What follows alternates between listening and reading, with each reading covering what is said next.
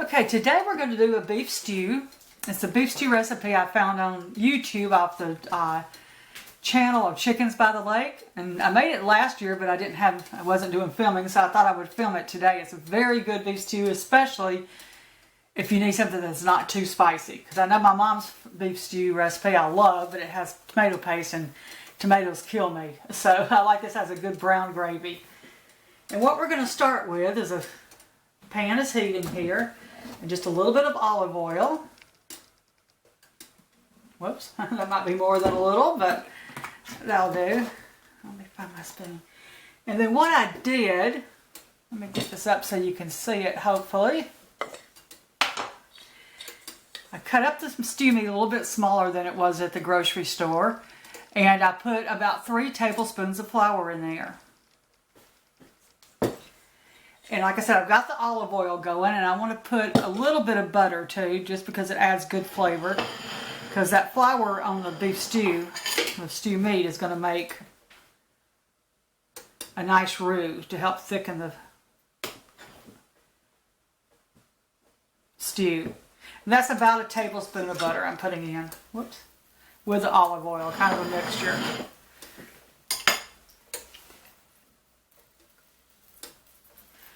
Okay. Now we're just going to toss this, put the beef stew in. I'm going to toss a little bit more of the flour. And we're going to brown this. We're going to brown it over kind of a medium heat until it's probably about 10 minutes. That's what she says she did with hers. So I try to follow the recipe as close as possible.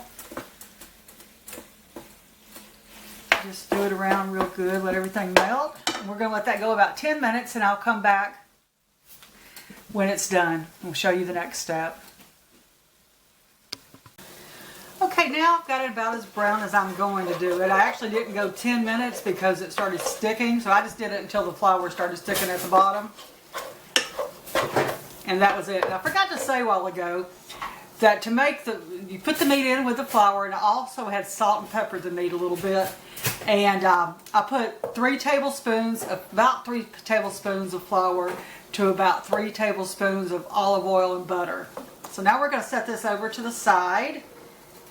And this is a step that she didn't do in her recipe, but my husband likes his mushrooms cooked like this.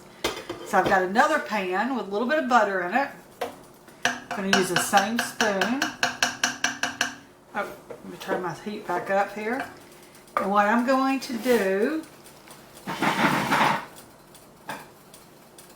is get my mushrooms. And I'm going to put them in the pan and let them saute for a while until the juices cook out some and they're a little bit brown looking. Okay, I am going to sprinkle a little salt because it helps it cook down faster.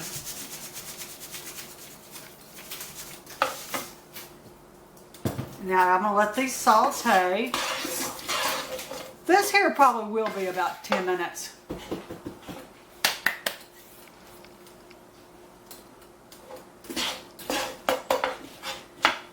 And I'll come back when they're done.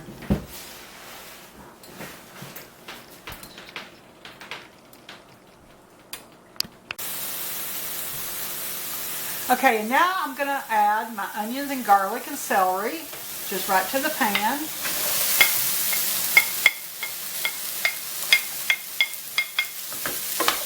And just a little more salt because it helps it to cook down. Not much, just sprinkle a little.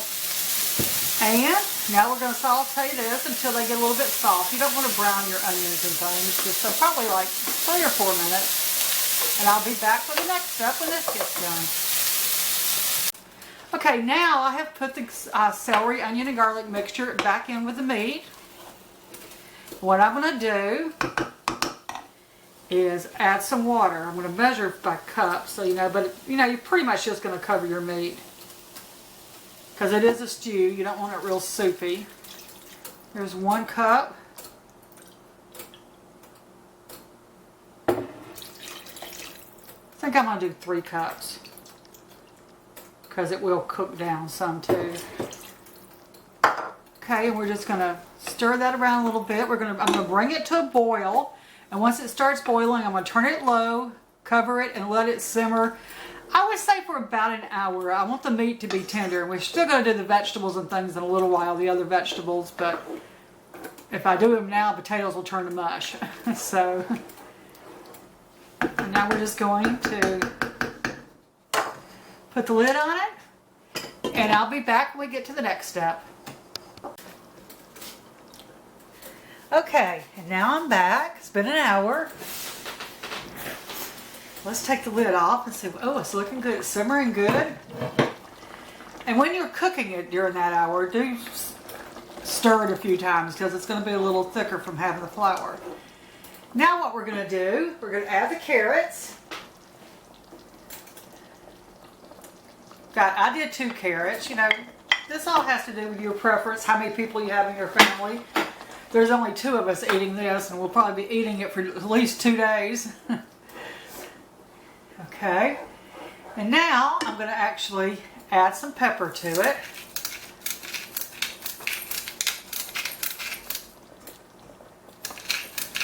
From the pepper mill, and just put in whatever you like. I'll probably do about a half a teaspoon or so. Stir that in. And now for some extra flavoring, I'm going to put a bouillon cube. And you can use beef broth if you have it, or vegetable broth, or you can use better than bouillon. But I would go with a beef flavor or a vegetable flavor, but as long as you got beef, you might as well have beef. This is not a vegetarian meal by any means. Okay, it's kind of yucky on my hands, but that'll be okay. And now what I'd like to do, I'm going to use a little bit of this Kitchen Bouquet. It's a browning and seasoning sauce. It says for meat, gravies, and stew. And this is a stew, but it'll just give it a little more brown flavor, or brown color. I don't really know if it adds that much flavor to it, but just probably about a teaspoon. Whoops. And then stir it. And see how it looks. Yeah, it kind of just makes it look prettier. There we go, that looks nice. Okay, now what I'm going to do is take my spoon out. Oh, it's looking so good, I'm ready to taste it.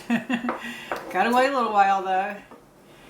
And the next step we're going to have, I'm going to let this cook about 10 or 15 minutes because carrots take longer to cook than potatoes. And then we're going to come back and add the potatoes. So just put the lid back on it. I'm going to turn that down as far as it will go.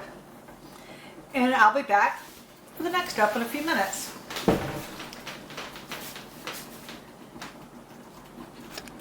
Okay, if I can get the camera to set precariously there.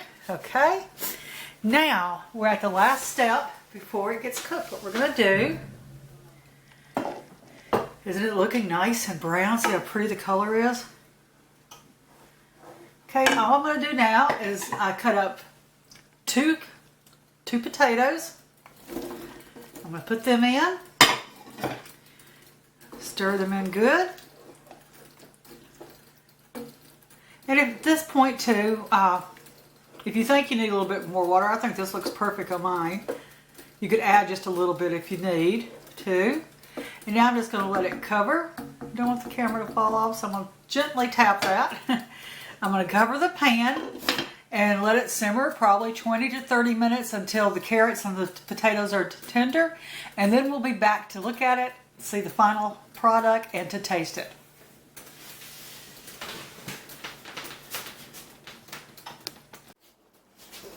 Okay. And now we're on the last step. It's ready. I check. Oh, simmering good. Let's turn it all the way off. Give it a little stir. Oh yeah. And check, you were at this point, check your potatoes and your carrots, which I did it while I go off camera to be sure that they're tender. And the meat, but I'm sure it's all done by now. And at this point, you taste it for salt. With using the bouillon, you probably don't need more salt. Mine is fine, but I don't eat a lot of salt. So, you know, taste it. If it needs some salt, stir some in. Let me get a bowl here. My taste tester is talking on the telephone in the other room. So I get to be the taste tester again today. Let's do up a little bowl of it. Look at that. Mushrooms, the meat. Get some of the juice on it. Nice rich gravy.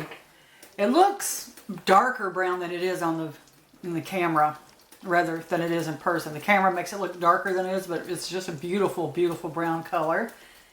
And I'm going to start. Now this is going to be very hot. So let's blow. I don't think you can see me at all. My arm maybe.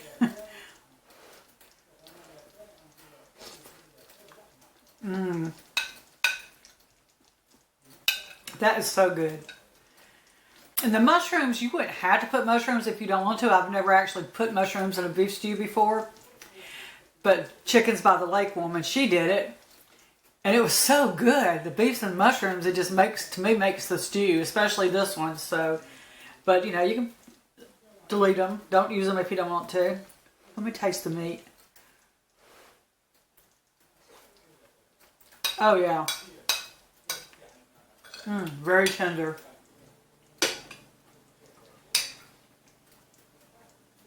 And that's it. Thanks for watching. Until next time.